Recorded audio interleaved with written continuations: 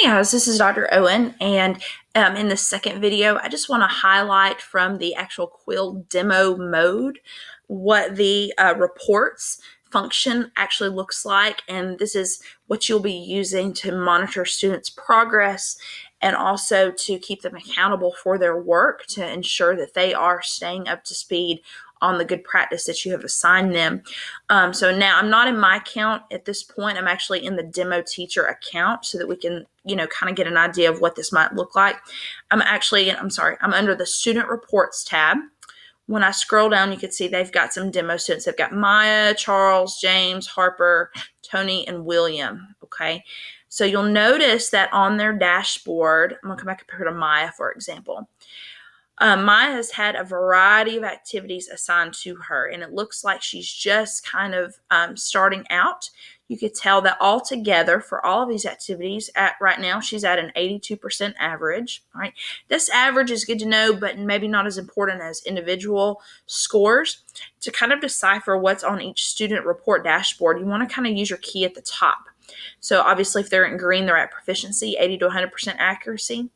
Nearly proficient, not yet proficient. Okay. Completed but not scored. So this is the diagnostic that we discussed earlier in our previous video, starter diagnostic. In progress, not finished. Anytime you've got the little pie chart in the corner, that means that they've started an attempt, either a first attempt or even a second or third attempt. So you can see here she's got 2 that she's attempted. Looks like she's working on some verb tense here. Okay. Looks like she's working on a passage, maybe with a Quill proofreader. Okay. You'll notice over here, if we come back, okay, and I'm going to scroll so you can see. If you'll notice here, it looks like Maya, for whatever reason, she scored a 97% on her first attempt. And then maybe she's trying to go for a 100. She's a very, very motivated student. So you could see that her second score, she made an 86. So she's trying to go for that good third attempt in progress. Okay. You can see here that on her compound subjects lesson, first time she made a 75, and so she's going for a second round, and that's a more appropriate attempt at a second round. Okay. If a kid makes a 97, they've done really well, and maybe they've just missed one question. Maybe she need to touch base on that individually. Okay. Altogether, it looks like she's in good shape, making some good progress. Let's look at Charles for a second. Charles, you can see here, as a whole, he's got a 74% average. Again, not as important as individual scores. Let's look at the one he's got in the red. If I hover over without clicking, looks like on his first attempt, he made a 45, So, there could be a lot of reasons for this. Maybe this is a skill that he really needs to work on. Maybe it was due for homework and he rushed through and didn't spend good quality time with it. So this is a great relearning and reteaching opportunity. If a child has an orange or red icon, that's something that maybe they could work towards, kind of like our green dot challenge, working towards raising their score on those attempts before the cutoff date. All right, and again, you'll see here some other students. Harper, it looks like she needs to redo one, 52% on that one. Okay.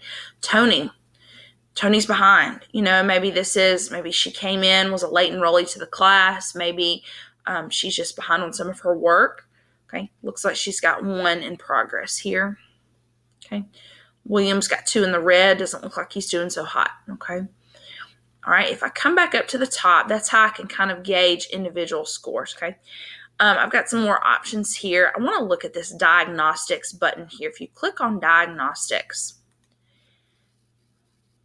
and this one is really great because if you remember in our previous video, we assigned the starter diagnostic and the ELL diagnostic to students, okay? So if I look here, I can actually see the results of that diagnostic. And you can see here that of the students, only 1 student was proficient in their completion of the starter diagnostic. William was at 88%. All right, we've got 3 students who are nearly proficient, but still you can see they're below that 70% mark. So something we definitely want to look at. Okay. See, Maya was definitely below the mark. Tony hasn't started it yet. All right. Now, you can click on these individually, but I want to show you briefly how this can be really powerful by having them complete that starter diagnostic. If I click on recommendations here, okay, It gives me options for teacher-led and independent activities. Okay. If I look at independent activities and scroll down, look at this. It has automatically filtered some of their pre-made packs based on some of these core skills. And based on their proficiency level on that diagnostic, it will actually allow you to automatically assign those packs for students to work and work towards improving their skills. So remember Maya, how she was below grade level in many areas? You'll notice she needs a little bit of everything. Other kids, maybe just a few here and there. William, there's only 3 lessons that he desperately needed. It looks like here they have assigned this one to him, maybe because the whole class has it assigned. But that wasn't necessarily one that was recommended specifically for him based on his individual needs. Okay, we've also got some teacher-led activities. This is powerful because based on students' progress as a whole, it has identified that the whole class at the Tier 1 level needs some work on prepositions. So if I assigned this preposition pack, that's a lesson that I might do on the smartboard, guiding the whole class through that activity. Okay, really good stuff if we rely on the diagnostic to help us group work smarter, not harder. Okay.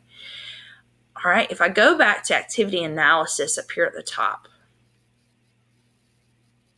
okay, again, this is just another way for you to kind of look and see where students are at. You could see their completion rate. So we knew that Tony, has not completed any of her lessons. But you could see here, if you, for example, wanted to, take a daily grade or homework grade on maybe one of their Quill lessons this week, you can see where students stand. And it looks like in this class, these kids are actually staying up pretty well on their work. You could see as a whole that 5 out of 6 students have completed this particular Quill grammar lesson. They're at 67% proficiency. That might be a place where I need to do some Tier 1 instruction. Okay, compound subjects, objects, and predicates, 91%. Probably going to move on from that one mastery level. Okay.